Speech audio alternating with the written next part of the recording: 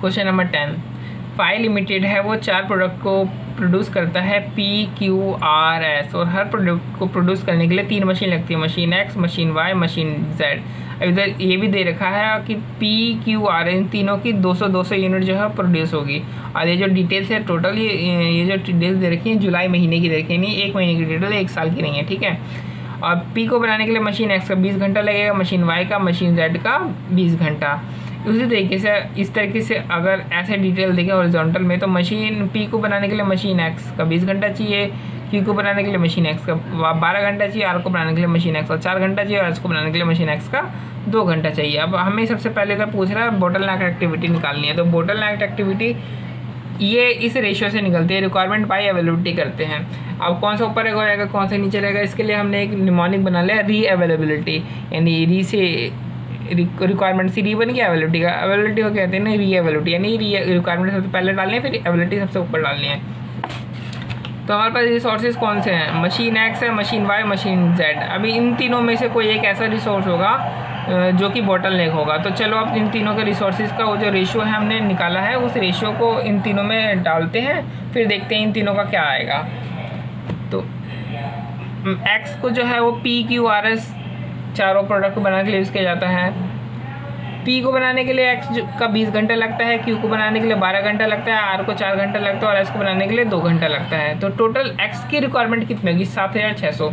उस तरीके से हमने देखा टोटल Y की रिक्वायरमेंट इतनी है, टोटल Z की रिक्वायरमेंट इतनी है। अवेलेबिलिटी के बारे में क्या रखा है कि एक मशीन, कोई भी मशीन जो है वो 1 महीने में 6000 घंटे से ज़्यादा यूज़ नहीं करी जा सकती है।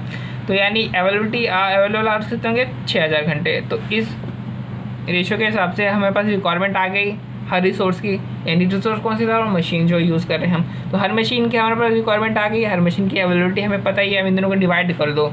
तो जो भी रेशियो आएगा उसमें से जो सबसे ज़्यादा रेशियो आता है वो बॉटल नेक होता है। तो देखो हमने रेशियो निकाल लिए, सबसे ज़्यादा किसकी आ रही है इसमें, Y की आ रही नहीं, Y जो हमारे वो बॉटल नेक एक्टिविटी है, ठीक है। पहला हो गया पूरा। दूसरा कहता है allocate the machine hours on the basis of bottle नेक। अब बॉटल नेक को बेस बनाते हुए जो मशीन आवर्स है एलोकेट करने हैं हमें, ठीक है। देखो कैसे करेंगे इसको।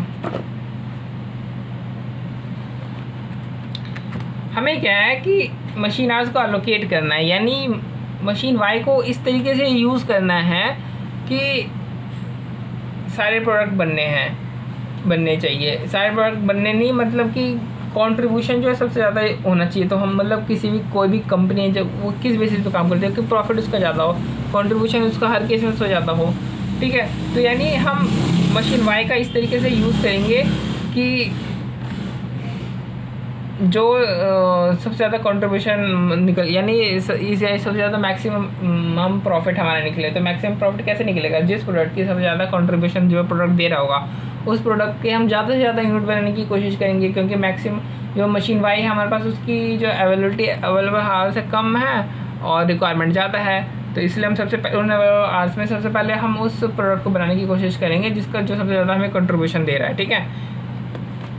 तो अब इसमें से रैंकिंग में जैसे हमें यहाँ पे तो सॉल्यूशन में पता चल रही है कि S बना रहा है, फिर R बना रहा है, फिर P, लेकिन ये रैंकिंग डिसाइड कैसे होती है कि इस तरीके से एलोकेट करना है इसको। उसके लिए हम एक थ्रूपुट कंट्रीब्यूशन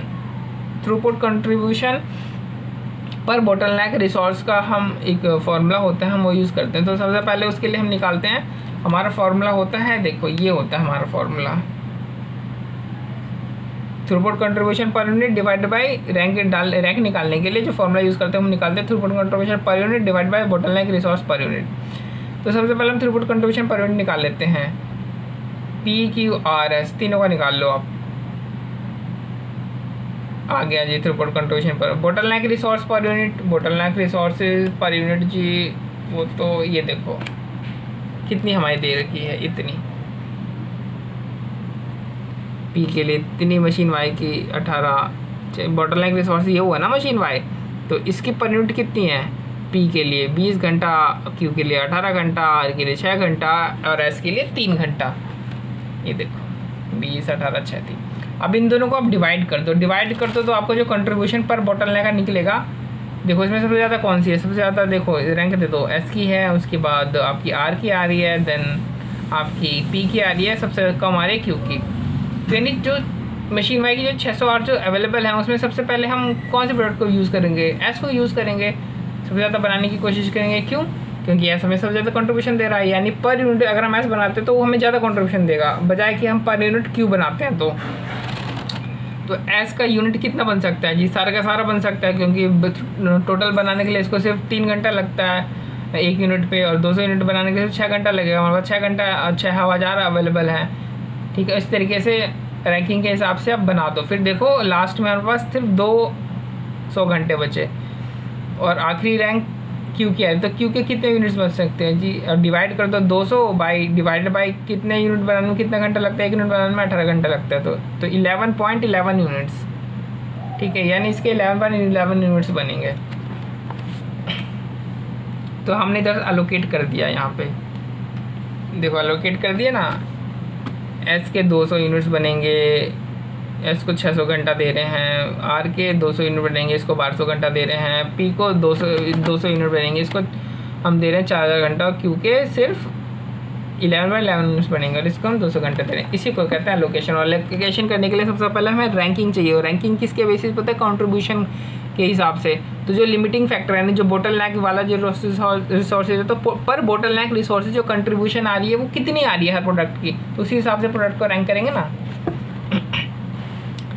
थर्ड में कह रहा है set in the profit expected in the month if the monthly fix cost amount should be. अगर फिक्स कॉस्ट इतनी है तो बताओ प्रॉफिट कितना होगा? तो प्रॉफिट कितना होता है? सेलिंग प्राइस में से वेरिएबल कॉस्ट माइनस करते हैं तो कॉन्ट्री आता है, कॉन्ट्री में से फिक्स कॉस्ट माइनस करते हैं तो प्रॉफिट आता है, यही होता है।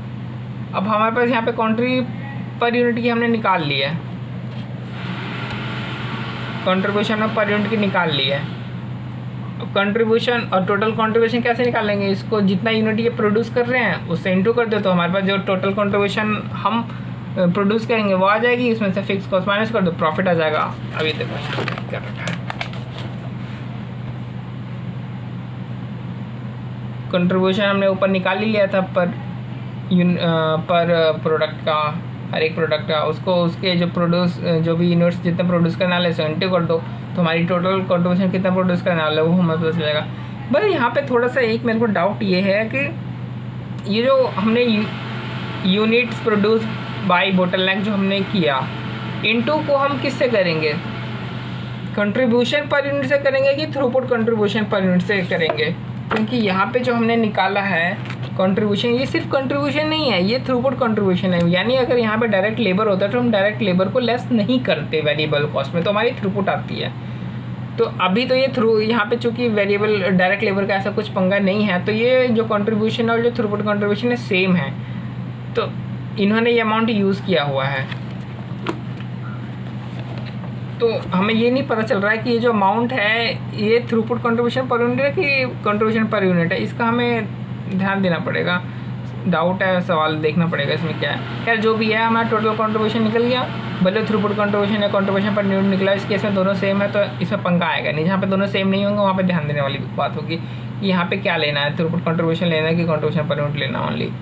फिर माइनस कर देंगे फिक्स कॉस्ट से, तो हमारा नेट प्रॉफिट हमारा निकल जाएगा, सिंपल। फिर इसमें कह रहा है calculate unused spare hours of each machine. हर मशीन का जो स्पेयर आवर्स है वो, अब देखो मशीन वाई की स्पेयर आवर्स तो बचेंगे नहीं क्योंकि ये बॉटलनेक है, सबसे कम जो रिसोर्स अवेलेबल था वो हमारे पास मशीन वाई का था, तो मशीन वाई तो सारे के सारे यूज़ हो गए, लेकिन मशीन एक्स और मशीन जेड के स्पेयर बच गए होंगे। ठीक है, तो अब देखते हैं हम कि कितने बच गए हैं। देखो अवेलेबल जितने थे उसमें से कितने यूज़ हो गए। मशीन वाई में तो बिल्कुल नहीं बचा, 6 के 6 यूज़ हो गए, और कितने यूज़ हो गए तो फिर बैलेंसिंग आ जाए कितने बच गए। तो हम ये कैसे निकालेंगे कि कितने यूज़ हो गए? ये देखो नंबर ऑफ़ यूनिट्स हमें पता चल था कि मशीन वाई के हिसाब से मशीन नंबर ऑफ़ यूनिट्स कितने बनने थे। तो क्योंकि मशीन जो है वाई की सबसे कम जो है अवेलेबिलिटी है, यानी हम चाह कर के भी मशीन एक्स और मशीन जेड के तर्ज पर हम ज़्यादा यूनिट नहीं बना सकते हैं, क्योंकि मशीन वाई बनाने ही नहीं देगा। मशीन वाई बोलेगा मेरे पास घंटे ही इतने हैं, तो अब तुम ज़्यादा बना ही नहीं सकते। तो यानी बनने कितने हैं टोटल? इतने ही बनने हैं यूनिट्स, मशीन वाई ने डिसाइड कर दिया है क्योंकि मशीन बॉटलनेक है।